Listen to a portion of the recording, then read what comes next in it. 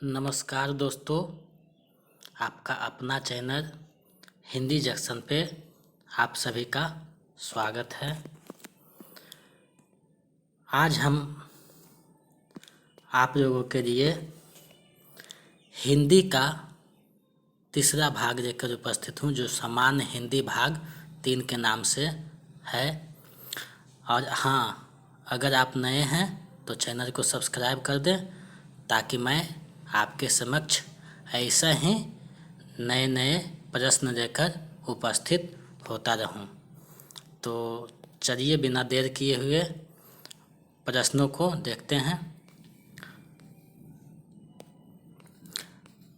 आज का पहला प्रश्न है, भारत के मूल संविधान जो है उसमें कितना भाषा का वर्णन था? भारत को जब संविधान लागू किया गया था उस समय कितना भाषा का वर्णन था? आपको जवाब देना है। विकल्प ए है 22 भाषा का, विकल्प बी है 18 भाषा का, विकल्प सी है 16 भाषा का और विकल्प डी है 14 भाषा का। तो इसका सही जवाब हो जाएगा विकल्प डी, 14 भाषा का। हमारे मूल संविधान में 14 भाषा का जिक्र था। चलिए अगला प्रश्न देखते हैं। नेक्स्ट प्रश्न है, मैथिल कोकिला के नाम से किस कवि को जाना जाता है? विकल्प ए है मीराबाई, विकल्प बी है नागार्जुन को, विकल्प सी है विद्यापति को और विकल्प डी है महादेवी वर्मा को। तो इसका सही आंसर हो जाएगा विकल्प सी, विद्यापति को, जिन्हें मैथिल कोकिला के नाम से जाना जाता है। ये मैथिल भाषा में विद्यापति पदावली की रचना किए थे। चलिए नेक्स्ट प्रश्न देखते हैं। नेक्स्ट प्रश्न है, विश्व हिंदी दिवस कब मनाया जाता है? विश्व हिंदी दिवस कब मनाया जाता है? विकल्प ए है 14 सितंबर को, विकल्प बी है 10 जनवरी को, विकल्प सी है 14 नवंबर को और विकल्प डी है 5 अक्टूबर को। तो इसका सही जवाब हो जाएगा विकल्प बी, 10 जनवरी को, क्योंकि 10 जनवरी को जो है मनाया जाता है विश्व हिंदी दिवस और 14 जनवरी को राष्ट्रीय हिंदी दिवस मनाया जाता है। चलिए नेक्स्ट प्रश्न देखते हैं। नेक्स्ट प्रश्न है, कृषक जीवन का महाकाव्य किस उपन्यास को कहा जाता है?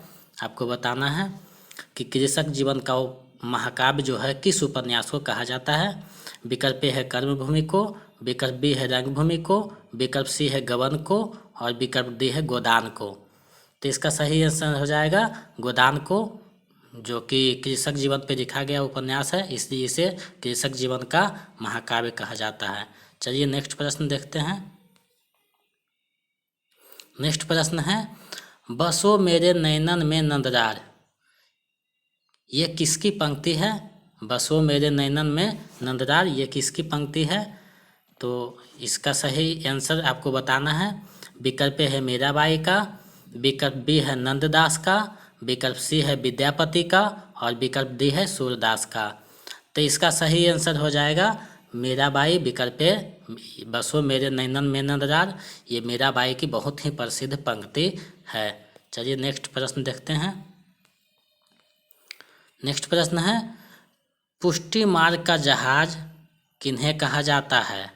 आपको बताना है कि पुष्टि मार्ग का जहाज किन्हें कहा जाता है।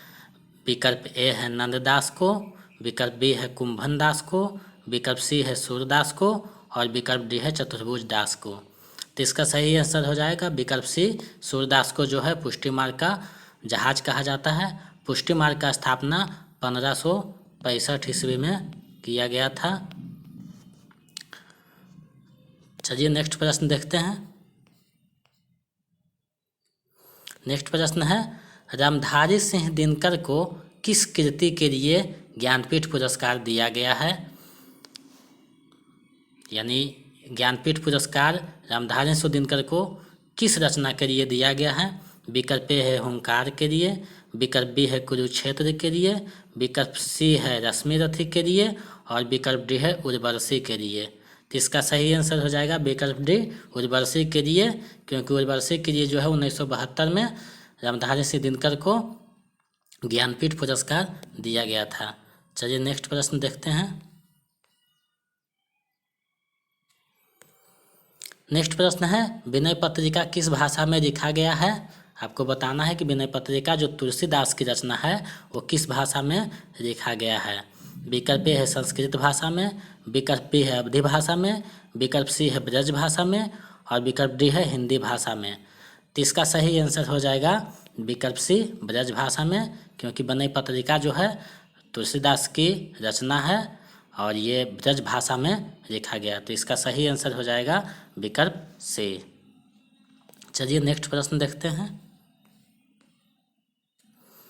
नेक्स्ट प्रश्न है, शरतचंद्र चटर्जी के जीवन पर लिखित आवारा मसीहा के रचनाकार कौन है? आपको बताना है कि आवारा मसीहा जो लिखा गया है शरतचंद्र चटर्जी के जीवन पर लिखा गया है, तो इसके रचनाकार कौन है? विकल्प ए धर्मवीर भारती, विकल्प बी है विष्णु प्रभाकर, विकल्प सी है शरतचंद्र चटर्जी और विकल्प डी है मुंशी प्रेमचंद्र। तो इसका सही आंसर हो जाएगा विकल्प बी विष्णु प्रभाकर। शरतचंद्र चटर्जी के जीवन पर लिखित आवारा मसीहा के रचनाकार कौन है? विष्णु प्रभाकर। विकल्प बी सही आंसर हो जाएगा। चलिए आगे बढ़ते हैं। नेक्स्ट प्रश्न है, इनमें से जयशंकर प्रसाद का उपन्यास कौन सा नहीं है? आपको बताना है कि इन सब उपन्यासों में जयशंकर प्रसाद का उपन्यास कौन सा नहीं है। विकल्प ए है तितली, विकल्प बी है कंकार, विकल्प सी है एरावदी और विकल्प डी है कामायनी। तो इसका सही आंसर हो जाएगा विकल्प डी कामायनी। कामायनी जो है जयशंकर प्रसाद का उपन्यास नहीं है, यह एक काव्य है। तो इसका सही आंसर हो जाएगा विकल्प डी कामायनी। चलिए नेक्स्ट प्रश्न देखते हैं।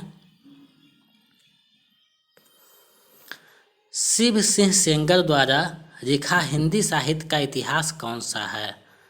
शिव सिंह सेंगर द्वारा लिखा हिंदी साहित्य का इतिहास कौन सा है?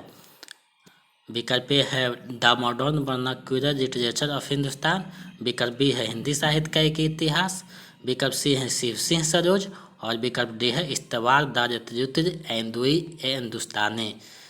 तो इसका सही आंसर हो जाएगा विकल्प सी शिव सिंह सरोज, जो शिव सिंह सेंगर द्वारा लिखा हिंदी साहित्य का इतिहास है। तो इसका विकल्प सी सही आंसर हो जाएगा। चलिए नेक्स्ट प्रश्न देखते हैं। नेक्स्ट प्रश्न है, प्रभु जी तुम चंदन हम पानी किसकी पंक्ति है? आपको बताना है ये पंक्ति किसकी है। विकल्प ए है गुरु नानक का, विकल्प बी है रैदास का, विकल्प सी है कबीरदास का और विकल्प डी है जायसी का। तो इसका सही आंसर हो जाएगा विकल्प बी रैदास का। प्रभु जी तुम चंदन हम पानी, ये पंक्ति जो है रैदास का बहुत प्रसिद्ध पंक्ति है। तो इसका सही आंसर हो जाएगा विकल्प बी। चलिए नेक्स्ट प्रश्न देखते हैं। नेक्स्ट प्रश्न है, हिंदी साहित्य के किस कार्य को पूर्व मध्य काल कहा जाता है? विकल्प ए है आदि काल को, विकल्प बी है भक्ति काल को, विकल्प सी है रीति काल को और विकल्प डी है आधुनिक काल को। तो इसका सही आंसर हो जाएगा विकल्प बी भक्ति काल को, जिसे पूर्व मध्य काल के नाम से भी जाना जाता है। तो इसका सही आंसर हो जाएगा विकल्प बी। चलिए नेक्स्ट प्रश्न देखते हैं। नेक्स्ट प्रश्न है, बहुत ही प्रसिद्ध रचना गीत गोविंद के रचनाकार कौन हैं? आपको बताना है कि गीत गोविंद के रचनाकार कौन हैं। विकल्प ए है विद्यापति, विकल्प बी है वाल्मीकि, विकल्प सी है वेद व्यास और विकल्प डी है जयदेव। तो इसका सही आंसर हो जाएगा जयदेव। गीत गोविंद के रचनाकार जयदेव हैं, इसलिए इसका सही आंसर हो जाएगा विकल्प डी। चलिए नेक्स्ट प्रश्न देखते हैं। नेक्स्ट प्रश्न है, आधे अधूरे किसका प्रसिद्ध नाटक है? विकल्प ए है मोहन राकेश का, विकल्प बी है जयशंकर प्रसाद का, विकल्प सी है हबीब तनवीर का और विकल्प डी है भारतेंदु हरिश्चंद्र का। तो इसका सही आंसर हो जाएगा विकल्प ए मोहन राकेश। आधे अधूरे के रचनाकार कौन है? मोहन राकेश हैं। चलिए नेक्स्ट प्रश्न देखते हैं। विद्यापति का रचना इनमें से कौन सा नहीं है? आपको बताना है कि इनमें से कौन सी रचना विद्यापति की नहीं है। विकल्प ए है कीर्तिलता, विकल्प बी है कीर्ति पताका, विकल्प सी है रामचंद्रिका और विकल्प डी है विद्यापति पदावली। तो इसका सही आंसर हो जाएगा विकल्प सी रामचंद्रिका। ये विद्यापति की नहीं है, केशव केशव दास का रचना है। इसी विकल्प सी सही आंसर हो जाएगा। चलिए नेक्स्ट प्रश्न देखते हैं। नेक्स्ट प्रश्न है, सूफी कवियों को कहा जाता है, सूफी कवियों को क्या कहा जाता है, ये आपको बताना है। विकल्प ए है ज्ञान मार्गी, विकल्प बी है पुष्टि मार्गी, विकल्प सी है श्राम मार्गी और विकल्प डी है प्रेम मार्गी। तो इसका सही आंसर हो जाएगा विकल्प डी प्रेम मार्गी, क्योंकि सूफी कवियों को प्रेम मार्गी कहा जाता है। तो विकल्प डी इसका सही आंसर हो जाएगा। चलिए नेक्स्ट प्रश्न देखते हैं। नेक्स्ट प्रश्न है, रजित राराम किसका प्रसिद्ध ग्रंथ है। आपको बताना है कि ये ग्रंथ किसका है। विकल्प ए है चिंतामणि का, विकल्प बी है विद्यापति का, विकल्प सी है घनानंद का और विकल्प डी है मोतीराम का। तो इसका सही आंसर हो जाएगा विकल्प डी मोतीराम का। ये बहुत ही प्रसिद्ध रीतिकालीन ग्रंथ है। चलिए आगे देखते हैं। नेक्स्ट प्रश्न, इनमें से कौन रीतिकार के कवि नहीं हैं। आपको बताना है कि इनमें से कौन जो है रीतिकार के कवि नहीं हैं। विकल्प ए है घनानंद, विकल्प बी है चिंतामणि, विकल्प सी है मोतीराम और विकल्प डी है विद्यापति। तो इसका सही आंसर हो जाएगा विकल्प डी विद्यापति। विद्यापति रीतिकार के कवि नहीं हैं, ये आदिकार के कवि हैं, आदिकार। तो इसका सही आंसर हो जाएगा विकल्प डी। चलिए नेक्स्ट प्रश्न देखते हैं। भरत मुनि का प्रसिद्ध रचना कौन सा है। आपको बताना है कि भरत मुनि का जो प्रसिद्ध रचना कौन सा है। विकल्प ए है नाट्यशास्त्र, विकल्प बी है काव्य प्रकाश, विकल्प डी है काव्यदर्श और विकल्प डी है काव्यदर्श काव्य अलंकार। इसका सही आंसर आपको बताना है कौन सा है। तो इसका सही आंसर हो जाएगा विकल्प ए का नाट्यशास्त्र जो है भरत मुनि का प्रसिद्ध रचना है। चलिए नेक्स्ट प्रश्न देखते हैं। नेक्स्ट प्रश्न है, रस गंगाधर के रचनाकार कौन है। रस गंगाधर जो बहुत ही प्रसिद्ध पुस्तक है काव्य शास्त्र का, इसके रचनाकार कौन है। विकल्प ए है भरत मुनि, विकल्प बी है जगन्नाथ, विकल्प सी है विश्वनाथ और विकल्प डी है मम्मट। तो इसका सही आंसर हो जाएगा विकल्प बी पंडित जगन्नाथ जो है इनके रचनाकार हैं रस गंगाधर के। तो विकल्प बी सही आंसर हो जाएगा। चलिए नेक्स्ट प्रश्न देखते हैं। ठिठुरता हुआ गणतंत्र किसका प्रसिद्ध व्यंग है। बताना है कि ठिठुरता हुआ गणतंत्र जो है किसका प्रसिद्ध व्यंग है। विकल्प ए है बेढब बनारसी, विकल्प बी है चंद्रधर शर्मा गुरेरी, विकल्प सी है हरिशंकर परसाई और विकल्प डी है फणीश्वरनाथ रेणु। तो इसका सही आंसर हो जाएगा विकल्प सी हरिशंकर परसाई, जो एक बहुत बड़े व्यंग्यकार हैं। चलिए नेक्स्ट प्रश्न देखते हैं। राही मासूम रजा का प्रसिद्ध आंचलिक उपन्यास कौन सा है। आपको बताना है कि राही मासूम रजा का प्रसिद्ध आंचलिक उपन्यास कौन है।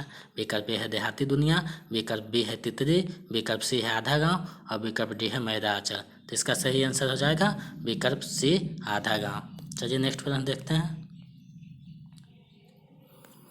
पूस की रात किसका प्रसिद्ध कहानी है।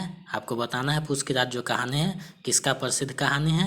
विकल्प ए है जयशंकर प्रसाद का, विकल्प बी है चंद्रधर शर्मा गुरेरी का, विकल्प सी है अमरकांत का और विकल्प डी है मुंशी प्रेमचंद्र का। तो इसका सही आंसर हो जाएगा विकल्प डी मुंशी प्रेमचंद, क्योंकि पूस की रात जो है बहुत ही प्रसिद्ध कहानी है मुंशी प्रेमचंद का। विकल्प डी सही हो जाएगा। चलिए आज का अंतिम प्रश्न देखते हैं। चंद्रकांता किसका प्रसिद्ध उपन्यास है। आपको बताना है कि चंद्रकांता जो उपन्यास है किसका प्रसिद्ध उपन्यास है। विकल्प ए है देवकीनंदन खत्री का, विकल्प बी है शिवपूजन सहाय का, विकल्प सी है पंडित गौरी दत्त का और विकल्प डी है सरदाराम फुलौरी का।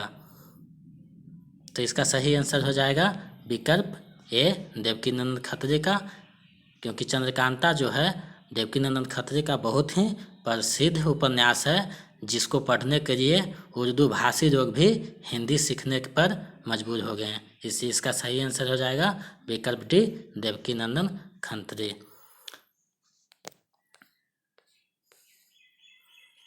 आज का आप लोगों के लिए ये प्रश्न है, आप लोग इसको कमेंट सेक्शन में बताइएगा। मुंशी प्रेमचंद्र का अंतिम कहानी कौन है?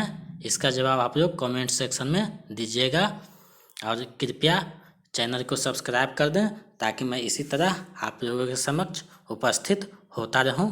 बहुत बहुत धन्यवाद।